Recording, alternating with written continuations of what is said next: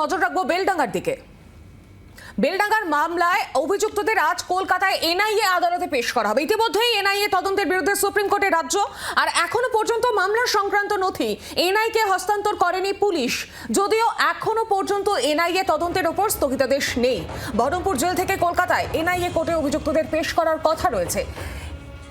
আর এই পরিস্থিতিতে কি ধৃতদের আদালতে পেশ করা হবে, এই প্রশ্নই ঘুরপাক খাচ্ছে। ইতিমধ্যে বেলডাঙ্গার ঘটনায় এনআইএ তদন্ত শুরু হয়েছে। ধৃতদের পেশ করা হবে কিনা, যদিও এখনো পর্যন্ত এনআইএ তদন্তের উপর স্থগিতাদেশ নেই। বিস্তারিত জানবো, সরাসরি আমার সঙ্গে রয়েছেন প্রতিনিধি পিয়ালি মিত্র। পিয়ালি, এখনো পর্যন্ত কোনো স্থগিতাদেশ নেই। বহরমপুর জেল থেকে কলকাতা এনআইএর কোর্টে অভিযুক্তদের পেশ করার যে কথা রয়েছে, এই পরিস্থিতিতে কি ধৃতদের আদালতে পেশ করা হবে, এই প্রশ্নই উঠছে এখন।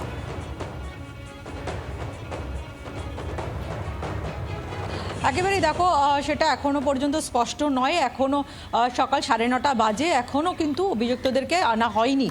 মূলত এনআইএর যে বিশেষ আদালত, সেই আদালতের তরফ থেকে প্রোডাকশন ওয়ারেন্ট ইস্যু করা হয়েছিল এবং সেই প্রোডাকশন ওয়ারেন্টের ভিত্তিতে 35 জন অভিযুক্ত যাদেরকে জেলা পুলিশ আগে গ্রেপ্তার করেছিল তাদেরকে এনআইএ যেহেতু হেফাজতে নিতে চায়, সেই কারণে প্রোডাকশন ওয়ারেন্ট ইস্যু হয় এবং 5 ফেব্রুয়ারি অর্থাৎ আজকে তাদেরকে এনআইএর বিশেষ আদালতে পেশ করার কথা। কিন্তু এখনো পর্যন্ত তাদের নিয়ে আসা হয়নি।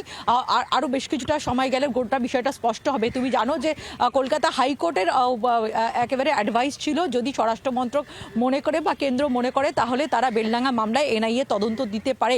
এবং পরবর্তী সময় আমরা দেখি যে স্বরাষ্ট্র মন্ত্রক এই ঘটনায় এনআইএ তদন্তের নির্দেশ দেয়। এনআইএ একটি মামলা রিরেজিস্টার করে, তারা সেখানে যায়, সেখান থেকে বেশ কিছু তদন্তও করে। কিন্তু এনআইএর যেটা বক্তব্য যে তারা কিন্তু 3-4 দিন সেখানে থাকলেও তারা কেস ডকেট হাতে পায়নি। তার মধ্যেই রাজ্য সরকারের তরফ থেকে সুপ্রিম কোর্টে এই যে বেলডাঙ্গা মামলাতে এনআইএর তদন্তের নির্দেশ দেওয়া হয়েছে, সেই তদন্তের নির্দেশের বিরুদ্ধে তারা সুপ্রিম কোর্টের দ্বারস্থ হয়েছে।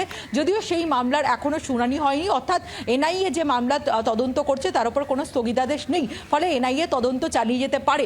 এক্ষেত্রে দাঁড়িয়ে এখন দুখানা প্রশ্ন। আজকে অভিযুক্তদেরকে আদালতে পেশ করা হবে কিনা, যেহেতু জেলের কে নির্দেশ দেওয়া হয় এই প্রোডাকশন ওয়ারেন্টি হলে জেল থেকেই আদালতে পেশ করতে হয়, কিন্তু বহরমপুর জেল হোক বা যে কোনো জেল থেকে অভিযুক্তদের আনতে গেলে পুলিশের প্রোটেকশনেই আসে, পুলিশ ফোর্স দিতে হয়। সেক্ষেত্রেই দাঁড়িয়ে এখনও এই বিষয়টা নিয়ে সংশয় রয়েছে যে আজকে আদৌ তাদেরকে পেশ করা হবে কিনা। যদি পেশ না করা হয় তাহলে এনআইএর তরফ থেকে গোটা বিষয়টা আদালতে জানানো হতে পারে, ফলে গোটা বিষয়টা আরও কিছুক্ষণ পরেই হয়তো স্পষ্ট হবে।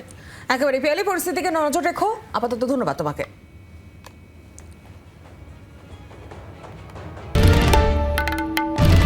বাংলার আওয়াজ, বাঙালির আবেগ, জি 24 ঘন্টা।